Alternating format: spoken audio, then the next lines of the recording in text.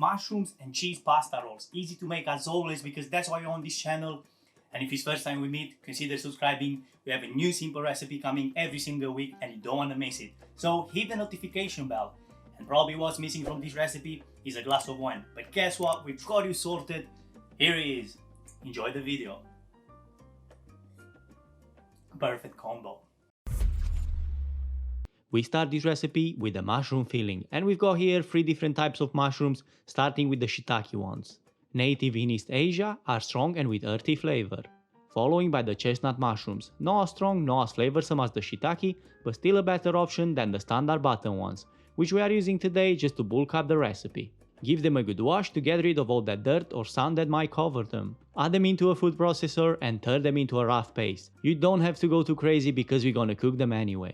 If it happens that you don't have a food processor, don't worry. As long as you have a chef knife, you can chop them with that as fine as you can. We are moving on now to the rest of the ingredients for this pasta roll filling. The onion and the garlic are really good friends with the mushrooms, so we're gonna be using for this recipe 1 large white onion and 3 cloves of garlic. Chop them finely and get them ready for frying. Set a pan on medium-high heat and add about 3-4 tablespoons of olive oil. Once hot enough, get the chopped onion and the garlic straight in. Now cook this for about 5 minutes, or until the onion starts becoming translucent, and make sure you give it a good mix time to time. At this point the mushroom mix can be added, and reduce the heat to medium because we are going to be cooking this for about 20 to 25 minutes, or until most of the water from the mushrooms will be evaporated. Add seasoning such as salt and pepper and make sure you stir in time to time. Although it looked a lot at the beginning, we probably lost about a third of the mixture, and that's because of the water content. Once you get to this consistency, take the mushroom mix off the heat and set it aside for later to cool down slightly. Set a pan on medium heat and let's make some bechamel sauce. The recipe is simple. You need 50 grams of butter and 50 grams of flour, and after that we're gonna be adding the milk gradually. Once you incorporated the flour into the melted butter, you can start adding gradually 600 ml of milk. Whilst you're adding the milk, make sure you're stirring with a wooden spoon vigorously, because if you don't do it properly, you're gonna have plenty of lumps into your bechamel sauce. After you incorporated most of the milk into the mixture, swap the wooden spoon with a whisk and follow exactly the same process. Make sure you whisk in properly. Add about 30 to 40 grams of grated parmesan, depending on how cheesy you like it. And by the way, you can use pecorino romano too. Incorporate the cheese into the mixture, and this is the consistency you're looking for. It might look a bit too thin, but don't worry, after baking it's gonna be perfect. We're gonna be adding ricotta cheese, but make sure you remove most of that liquid that forms outside the cheese, which I believe is whey, because otherwise all that work that we've done so far with the mushrooms would be in vain. Together with the ricotta, I'm adding about 100 grams of feta cheese, and not as much salt as usual because the feta cheese is already salty, so keep that in mind. Go with a good pinch of black pepper, and I always like a bit of spiciness in my food, so a pinch of chili flakes, but you can simply skip it. Chop parsley and give it a good mix.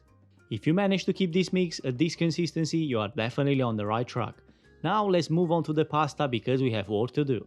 Set a pot of water big enough so we can cook the lasagna sheets, and make sure you add salt. When you choose the lasagna sheets, go for something made from durum semolina and with eggs if possible. It might help, it might not, but add 2 tablespoons of veg oil. This should prevent the pasta to stick one to another. For this recipe I need about 20 sheets of lasagna, but just in case some of them break, I'm just gonna cook a few extra. Don't add them all in once, and using the tongs try to separate them during the cooking. Cook these for no longer than 5 minutes, because the rest of the cooking will be done in the oven. Remove them from the hot water and place them into the cold water to stop the cooking process. We need quite a bit of cheese for this recipe, so you better start grating. I'm always recommending buying it into a block, it's a lot better value for money. And when it comes to what to choose, I'm using cheddar today, but you can use mozzarella if you want to. Before we start making the rolls, make sure you preheat your oven at 175 degrees Celsius. Gather all the ingredients together and now you need 1 tomato passata. I usually use homemade tomato sauce, but this time I just ran out. Add a couple of tablespoons of oil into the tray, and using a paper towel, oil the tray properly, especially the sides of the tray, because that's where the pasta tends to stick the most during the baking. Start with a layer of tomato sauce as a base for our pasta rolls. Now let's get into rolling. Get the lasagna sheet and place it on the board. I would say that in each roll you should add 1 tablespoon of mushroom ricotta mix. Try to spread this evenly over all the surface of the lasagna sheet. Obviously you're not gonna get that even, but don't worry, it's absolutely fine. Once it's baked, nobody's gonna notice. Add a sprinkle of your preferred cheese. It's cheddar this time, but you can go with whatever you want. Push and roll forward using your thumbs. Make sure you don't go too tight because the mix will come out of the rolls. And now you can see how important it is to have the mix as dry as possible. It really helps with the rolling process. Continue rolling the rest of the pasta and place them into the tray one next to another. And if you have any mushrooms and ricotta mix left over, don't throw it away, simply spread it all over the pasta rolls. Add another layer of tomato passata, and now follow with the bechamel sauce. Adding this on top, it will protect the pasta during baking and it looks good from presentation point of view. Now go with a good sprinkle of cheddar cheese and add this to the oven to 175 degrees Celsius for about 20 minutes. After 20 minutes, raise the temperature to 200 degrees Celsius and bake for further 10 minutes, or until it has a nice golden brown color on top. If you were to make lasagna, you would probably have to wait about 20 minutes until it cools down slightly so it doesn't fall apart.